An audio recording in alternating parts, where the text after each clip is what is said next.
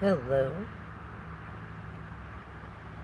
Sorry, I'm having some weird screen problems right now.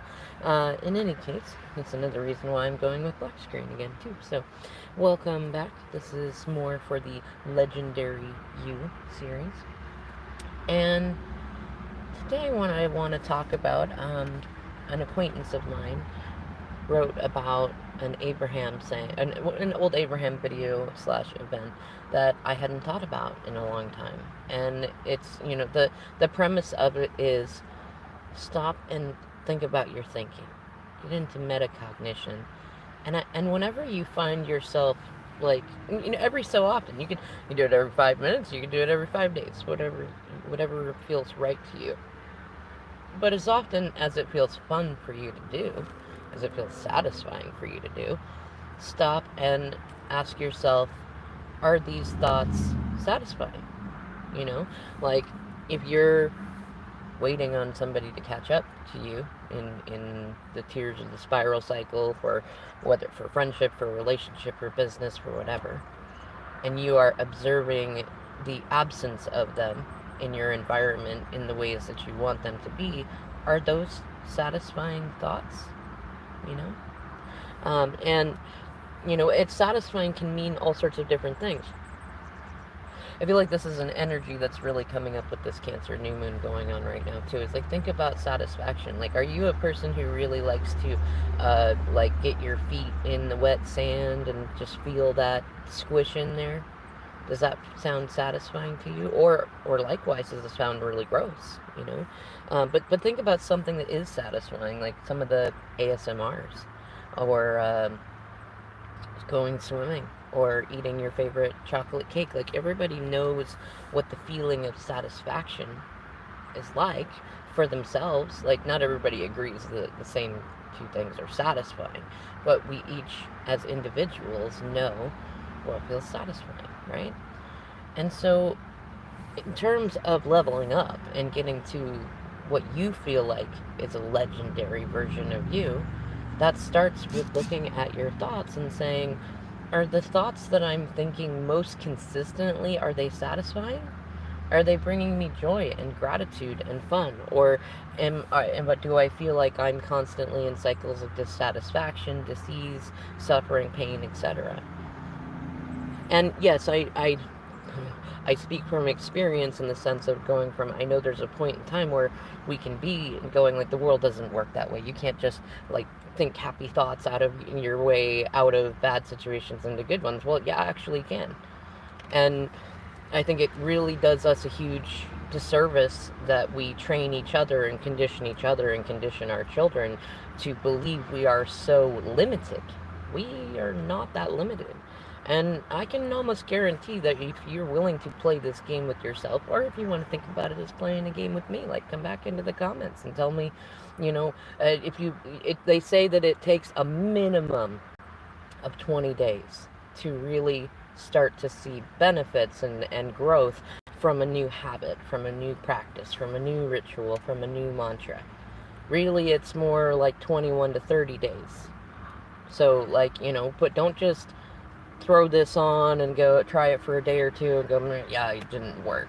Well, of course it didn't work. You gotta, if you've had a lot of shadows in there in the form of thoughts that are like, I don't like this, I don't want this, blah blah, on and on and on and on, you got some stuff to work out. It's just like exercise. If you haven't exercised in a while, you gotta start slow and keep putting one foot in front of the other until you can do more, until you can do the fun stuff, till you can throw the discus, or go hiking, or go mountain climbing, or do a marathon, or just walk to the nearby park. Whatever your goal is, you have to actually put it into practice. And the best way to get there is to intend on it being a long-term practice. Doesn't mean you have to, like, make a hard rule to commit to always being that way, but really, like, bring it into your life as a life practice. I'm a big proponent of, like, people shouldn't diet or go on, like, temporary exercise regimens.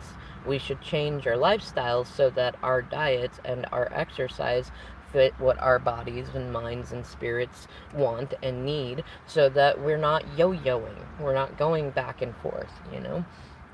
And it's the same thing when it comes to healing your thought processes, which you really have to go in and you have to go in at it and look at it at least for a little bit so that you can get that turned around. Because if you're stuck in stinking thinking, nothing else is going to stay consistent. Other than that, everything will feel like it stinks and it sucks.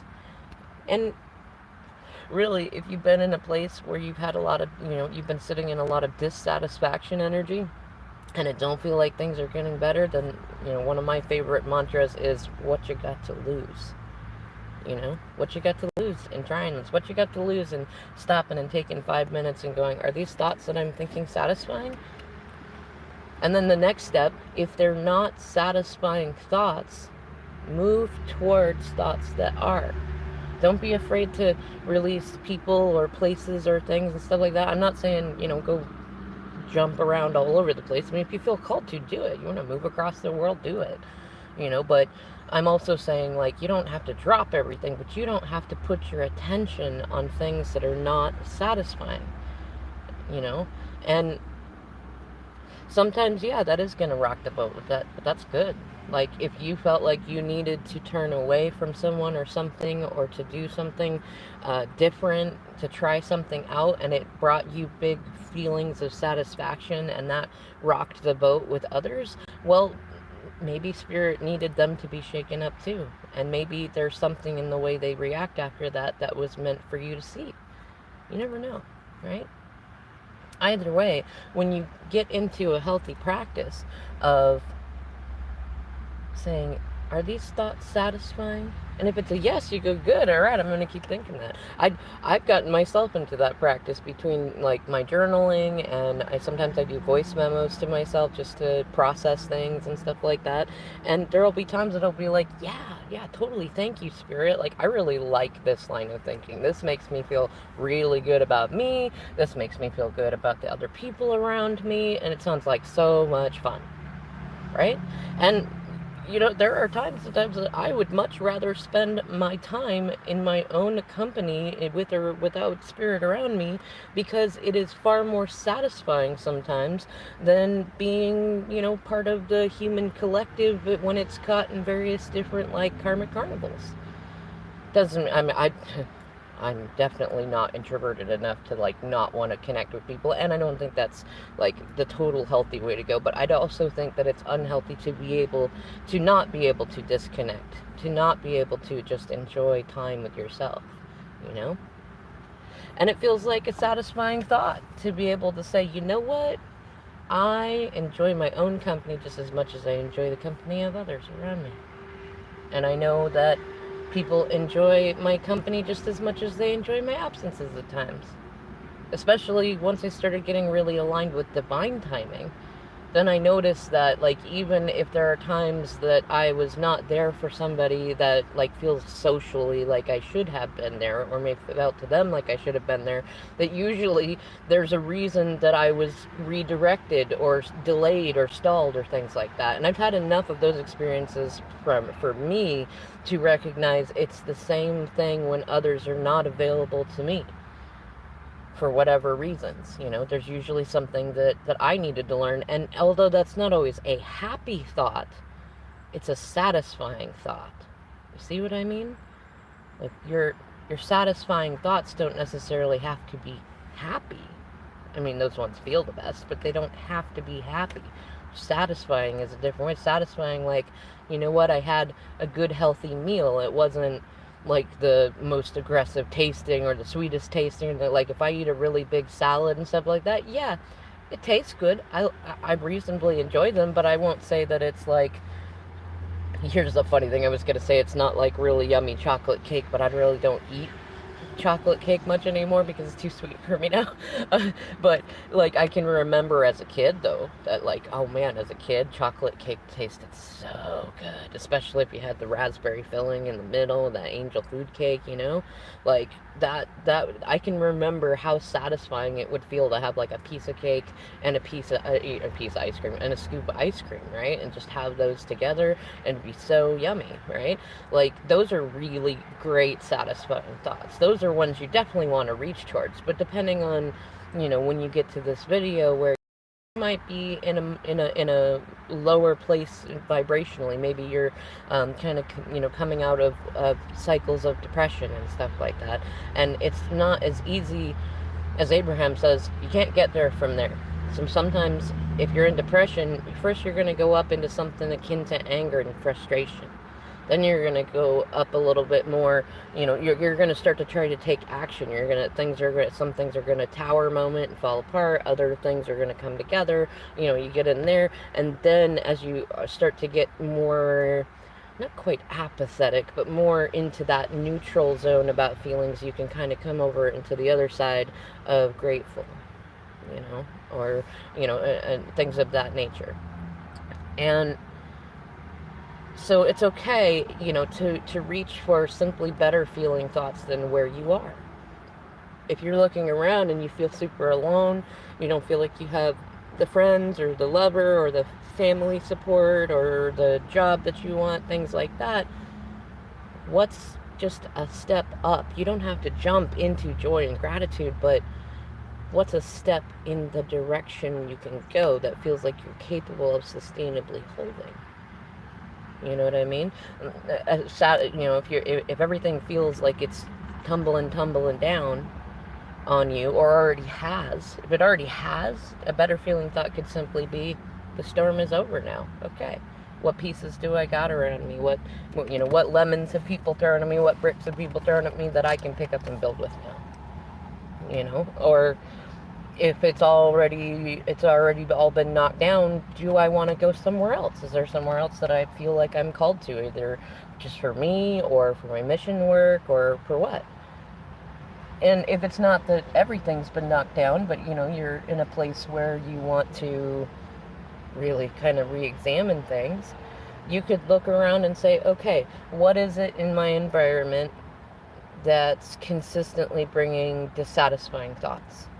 Is it how messy your house is? Is it how you're put behind on more menial chores, but there's enough of them that it's a little overwhelming? Well, if it's the dirty house one, then start looking for the places in your house that actually always stay clean. Or cleaner, at least.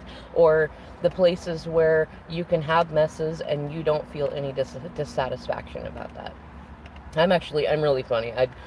My DM will say I'm quite contradictory, because when I'm in other people's environments, I do feel compelled to be very clean and to make sure that I'm not dirtying their space. Kind of a practice of pack it in, pack it out kind of thing. But in my own spaces, I can be very messy. It's something I'm still working on improving.